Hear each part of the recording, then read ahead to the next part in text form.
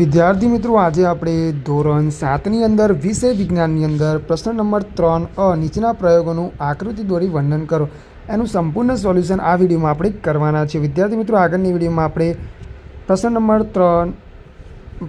2 સુધી સંપૂર્ણ અભ્યાસ કરી ચૂક્યા છીએ. વિડીયો તમે ન જોઈ હોય તો આપણી ચેનલ પર જઈને જોઈ શકો છો, અને સાથે સાથે અન્ય વિષયના વિડીયો પણ આપણી ચેનલ પર મુકાયેલા છે, તે પણ તમે જોઈ શકો છો. તો અહીંયા છે પ્રકરણ 7 થી 11. પહેલો પ્રયોગ છે વનસ્પતિનો પ્રકાર પાણી અને ખનિજ ક્ષારોના દ્રાવણનું વહન કરે છે તે દર્શાવવું. તો વિદ્યાર્થી મિત્રો, આ પહેલો પ્રયોગ છે, એમાં આપણે આ રીતે લખીશું. અહીંયા તમે જોઈ શકો છો. તો વનસ્પતિનો પ્રકાર પાણી અને ખનિજ ક્ષારોના દ્રાવણનું વહન કરે છે તે દર્શાવવું. તેમાં આપણે સાધન સામગ્રીમાં લખીશું કાચનો પ્યાલો, કુમળું પ્રકાંડ ધરાવતો છોડ, બ્લેડ, પાણી, લાલશાહી. અને જે આકૃતિ છે વિદ્યાર્થી મિત્રો, આપણે આ રીતે આકૃતિ તૈયાર કરીશું. એમાં અહીંયા આપણે પાણી અને પ્લસ લાલશાહી દર્શાવીશું. આ બાજુ છે કાચનો પ્યાલો દર્શાવીશું, અને આ ઉપર છે એ કુમળો છોડ છે, એ મૂળથી આપણે કાપેલો લાવીશું. તો આ રીતે આપણી આકૃતિ તૈયાર થઈ જશે. હવે પદ્ધતિની અંદર વિદ્યાર્થી મિત્રો આપણે આ રીતે લખીશું. પદ્ધતિમાં પહેલો મુદ્દો એક કાચનો પ્યાલો લો. બીજો મુદ્દો લખીશું પ્યાલાનો ત્રીજો ભાગ ભરાય તેટલું તેમાં પાણી લો. બીજો મુદ્દો પાણીમાં લાલ શાહીના થોડાક ટીપા ઉમેરી પાણી લાલ રંગનું બનાવો. ચોથું આવશે કુમળા પ્રકાંડવાળો છોડ લઈ પ્રકાંડને આધાર પાસેથી બ્લેડ વડે કાપો. પાંચમો મુદ્દો આકૃતિમાં દર્શાવ્યા મુજબ તે છોડને લાલ રંગના પાણી ભરેલા પ્યાલામાં મૂકો. છઠ્ઠો મુદ્દો આવશે બીજા દિવસે છોડના પ્રકાંડ અને શાખાઓનું અવલોકન કરો. અવલોકન છોડનું પ્રકાંડ અને શાખાઓ લાલ રંગની બનેલી જણાય છે. જ્યારે નિર્ણયમાં આપણે લખીશું વનસ્પતિનું પ્રકાંડ પાણી અને ખનિજ ક્ષારોના દ્રાવણનું વહન કરે છે. તો વિદ્યાર્થી મિત્રો, આ રીતે એનો જવાબ છે આપણે લખી શકીએ છીએ.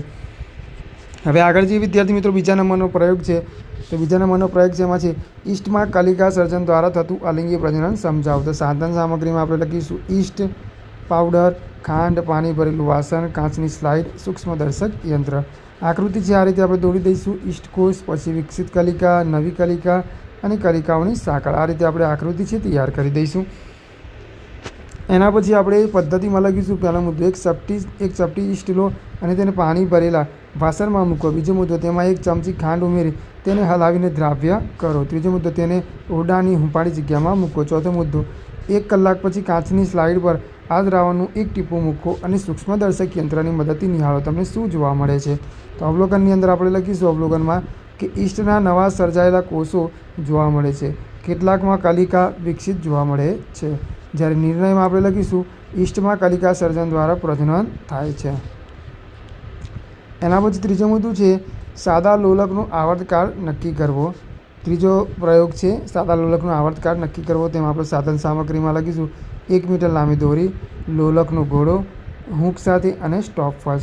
તો આ રીતે આપણી આકૃતિ છે એ તૈયાર થશે.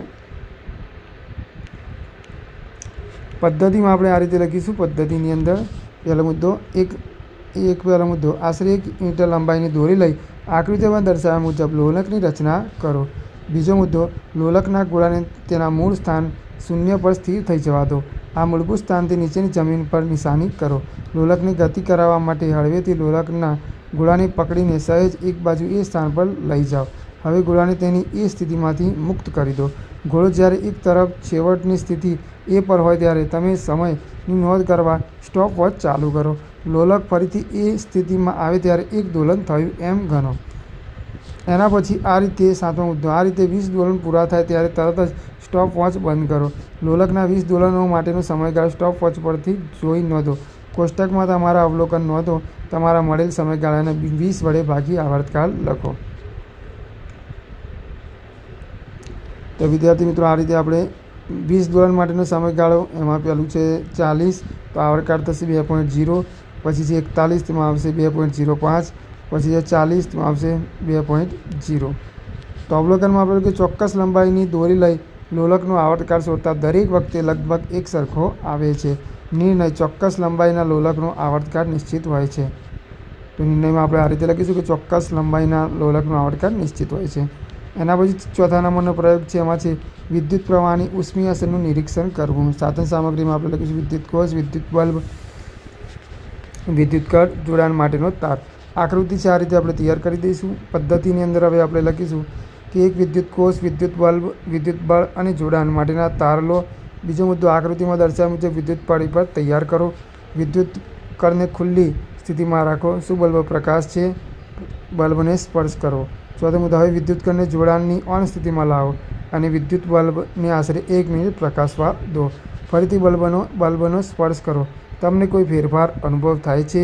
છઠ્ઠો મુદ્દો, વિદ્યુત કળને ફરી ખુલ્લી સ્થિતિમાં લાવીને થોડીવાર પછી ફરીથી બલ્બને સ્પર્શ કરો. અવલોકન આવશે: વિદ્યુત કળ ઓફ સ્થિતિમાં હોય ત્યારે બલ્બ ગરમ થતો નથી. બીજો મુદ્દો, વિદ્યુત કળ ઓન સ્થિતિમાં હોય ત્યારે બલ્બ ગરમ થાય છે. વિદ્યુત કળ ફરી ઓફ સ્થિતિમાં લાવી થોડીવાર પછી બલ્બને અડકતા બલ્બ ઠંડો પડેલ જણાય છે. નિર્ણયમાં આપણે લખીશું: વિદ્યુત બલ્બમાં વિદ્યુત પ્રવાહ વહે છે ત્યારે બલ્બ ગરમ થાય છે. આ વિદ્યુત પ્રવાહની ઉષ્મીય અસરના લીધે બને છે. એના પછી આગળ જઈએ. 5મો પ્રયોગ છે: વિદ્યુત તારમાંથી વિદ્યુત પ્રવાહ પસાર થાય છે ત્યારે તાર ચુંબક તરીકે વર્તે છે તે સાબિત કરવું. સાધન સામગ્રીમાં લઈશું: દિવાસળીની પેટી, વિદ્યુતનો તાર, વિદ્યુત કોષ, વિદ્યુત બલ્બ, વિદ્યુત કળ અને હોકાયંત્રની સોય. તો આ રીતે આપણે આકૃતિ છે તૈયાર કરીશું. તમે જોઈ શકો છો. પદ્ધતિમાં આપણે લખીશું: વપરાઈ ગયેલ દિવાસળીની પેટીમાંથી અંદરનું ખાનું કાઢી લો. હવે તેની ઉપર વિદ્યુતના તારના થોડાક આંટા મારીને તારને લપેટો. પેટીના અંદરના ભાગમાં નાની હોકાયંત્રની ડબ્બી મૂકો. હવે આકૃતિમાં દર્શાવ્યા મુજબ નાના તારને બંને છેડાનું વિદ્યુત કળ તથા વિદ્યુત કોષ સાથે જોડાણ કરો. વિદ્યુત કળ ઓફ સ્થિતિમાં રાખો. હોકાયંત્રની સોય કઈ દિશામાં સ્થિર છે તેની નોંધ કરો. 5મો મુદ્દો, હોકાયંત્રની સોય નજીક ગજિયા ચુંબકને લાવીને જુઓ કે શું થાય છે. 6મો મુદ્દો, હવે હોકાયંત્રની સોયને ધ્યાનથી જોતા વિદ્યુત કળને ઓન સ્થિતિમાં લાવો. તમે શું જોયું? શું હોકાયંત્રની સોયનું આવર્તન થયું? વિદ્યુત કળને ઓફ સ્થિતિમાં ખસેડો. શું હોકાયંત્રની સોય તેની મૂળભૂત સ્થિતિમાં આવી ગઈ? પ્રયોગનું થોડા સમય સુધી પુનરાવર્તન કરો. આ પ્રયોગનું શું દર્શાવે છે?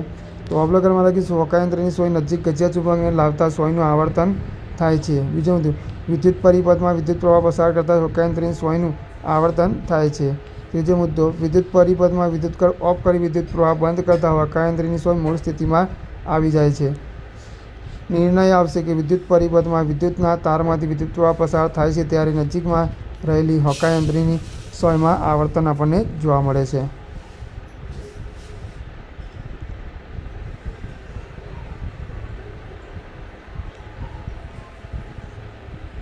છઠ્ઠું છે, આપેલ લોખંડની ખીલીનું વિદ્યુત ચુંબક બનાવવું. તેમાં આપણે લખીશું: લોખંડની ખીલી, ઇન્સ્યુલેટ તાર, વિદ્યુત કોષ અને વિદ્યુત કળ. તો આકૃતિ છે આ રીતે આપણે તૈયાર કરી દઈશું. પદ્ધતિમાં આપણે લખીશું: આશરે 75 સેમી લાંબો ઇન્સ્યુલેટેડ વળી શકે તેવો તાર અને 6 થી 10 સેમી લાંબી લોખંડની ખીલી લો. બીજો મુદ્દો, તારને ખીલીની ફરતે ચુસ્ત રીતે ગૂંચળાની જેમ વીંટાળી દો. ત્રીજો મુદ્દો, આકૃતિમાં દર્શાવ્યા મુજબ તારના બંને મુક્ત છેડાઓને વિદ્યુત કળ અને વિદ્યુત કોષ સાથે જોડો. ચોથો મુદ્દો, ખીલી નજીક કે તેના પર થોડીક ટાંકણીઓ મૂકો. 5મો, હવે વિદ્યુત પ્રવાહ ચાલુ કરો. શું થાય છે? શું ટાંકણીઓ ખીલીની અણી પર વળગી જાય છે? 6મો મુદ્દો, વિદ્યુત પ્રવાહ બંધ કરો. શું હજી પણ ટાંકણીઓ ખીલીની અણી પર વળગી રહી છે? અવલોકન: તારનું ગૂંચળું, તેમાં વિદ્યુત પ્રવાહ પસાર થવાથી ચુંબકની જેમ વર્તે છે. જ્યારે વિદ્યુત પ્રવાહ બંધ કરવામાં આવે છે ત્યારે તારનું ગૂંચળું પોતાનું ચુંબકત્વ ગુમાવે છે. નિર્ણય: વિદ્યુત પ્રવાહ પસાર કરવાથી લોખંડની ખીલી વિદ્યુત ચુંબક બને છે. તો વિદ્યાર્થી મિત્રો, આ રીતે આપણે એનો જવાબ છે લખી શકીએ છીએ. 7મો પ્રયોગ છે: સમતલ અરીસા વડે રચાતું પ્રતિબિંબ આભાસી અને ચત્તુ હોય છે તે દર્શાવવું. તો સાધન સામગ્રી: સમતલ અરીસા, મીણબત્તી, ઊભો પડદો. તો વિદ્યાર્થી મિત્રો, અહીંયા તમે આકૃતિ છે આ રીતે દોરી શકો છો. હવે પદ્ધતિમાં લખ્યું: એક સમતલ અરીસાને ઊભો ગોઠવો. સમતલ અરીસાની સામે સળગતી મીણબત્તી સ્ટેન્ડ પર ગોઠવો. અરીસામાં પણ મીણબત્તીની જ્યોતને જોવાનો પ્રયત્ન કરો. પ્રતિબિંબ સીધું મળે છે તેનું પરિણામ વસ્તુ જેટલું જ હોય છે. હવે અરીસાની સામે મીણબત્તીને જુદા જુદા સ્થાને ગોઠવો. પ્રત્યેક કિસ્સામાં તેના પ્રતિબિંબનું અવલોકન કરો. હવે અરીસાની પાછળના ભાગમાં ઊભા પડદો ગોઠવો. પડદા પર મીણબત્તીનું પ્રતિબિંબ મેળવવા પ્રયત્ન કરો. તમને પડદા પર પ્રતિબિંબ મળે છે. હવે પડદાને અરીસાને આગળના ભાગમાં ગોઠવો. શું હવે તમે પડદા પર પ્રતિબિંબ મળ્યું? અવલોકન આવશે કે સમતલ અરીસામાં પ્રતિબિંબનું ચત્તુ અને વસ્તુના પરિમાણ જેટલું જ હોય છે. કોઈપણ કિસ્સામાં પડદા પર મીણબત્તીનું પ્રતિબિંબ મેળવી શકાતું નથી. નિર્ણય: સમતલ અરીસા વડે રચાતું પ્રતિબિંબ આભાસી, ચત્તુ તેમજ વસ્તુના પરિમાણ જેટલું હોય છે.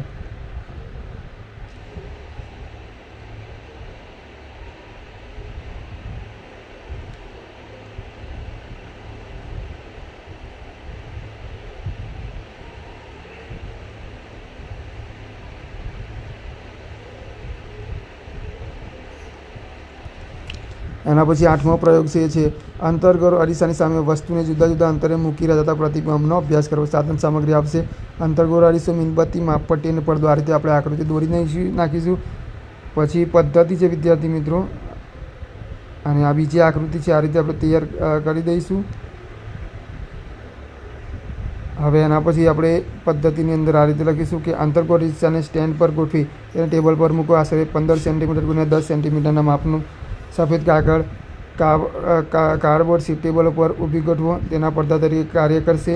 પછી અંતરકો અરીસાને 40 સેન્ટીમીટર દૂર સળગતી મીણબત્તીને ટેબલ પર ગોઠવો. પડદા પર મીણબત્તી જ્યોતનું પ્રતિબિંબ મેળવવા પ્રયત્ન કરો. ચોથો મુદ્દો, તેના માટે પડદાને આગળ પાછળ ખસેડીને એવા સ્થાને લાવો કે જેથી જ્યોતનું સ્પષ્ટ પ્રતિબિંબ પડદા પર મળે. હવે મીણબત્તીને અરીસા તરફ ખસેડતા જુદા જુદા સ્થાને ગોઠવીને પડદા પર પ્રતિબિંબ મેળવવા પ્રયત્ન કરો.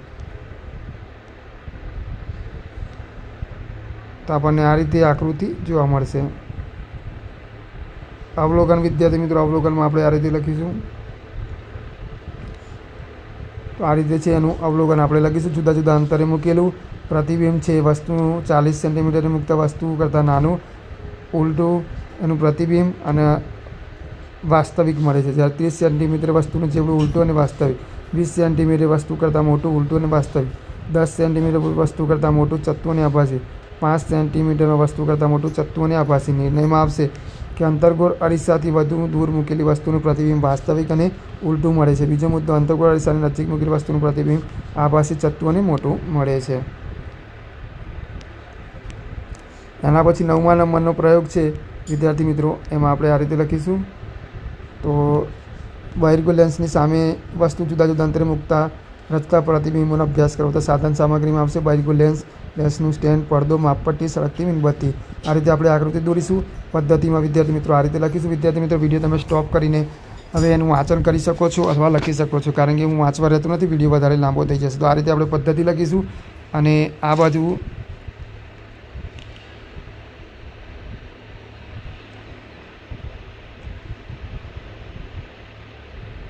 એની પદ્ધતિ છે એ આ બાજુ છે, અહીંયા પદ્ધતિ અડધી પદ્ધતિ આ બાજુ છે, તો અહીંયા લખી લઈશું આપણે. પછી અવલોકન છે, એમાં અવલોકનમાં આપણે આ રીતે લખીશું. અવલોકન આવી જશે. અને છેલ્લે નિર્ણય છે, નિર્ણયમાં આવશે કે બહિર્ગોળ લેન્સ વડે વાસ્તવિક અને આભાસી પ્રતિબિંબ એમ બંને પ્રકારનો પ્રતિબિંબ મળે છે. અને હવે છેલ્લો પ્રયોગ છે આપણો 10મો પ્રયોગ, એ જોઈ લઈએ. તેમાં છે બહિર્ગોળ અરીસા વડે રચાતા પ્રતિબિંબોનો અભ્યાસ કરવો. સાધન સામગ્રી આવશે બહિર્ગોળ અરીસો, મીણબત્તી, માપપટ્ટી. પદ્ધતિમાં આવશે બહિર્ગોળ અરીસાને સ્ટેન્ડ પર ગોઠવી તેને ટેબલ પર મૂકો. બહિર્ગોળ અરીસા 50 સેન્ટીમીટર દૂર સળગતી મીણબત્તી ને ટેબલ પર મૂકો. તો તમે અહીંયા જોઈ શકો છો, આ રીતે આપણે આકૃતિ છે તૈયાર કરી દઈશું. હવે મીણબત્તીનું પ્રતિબિંબ અરીસાના પાછળના ભાગમાં રચાય છે તે જુઓ. આ પ્રતિબિંબ કેવું છે તે નોંધો.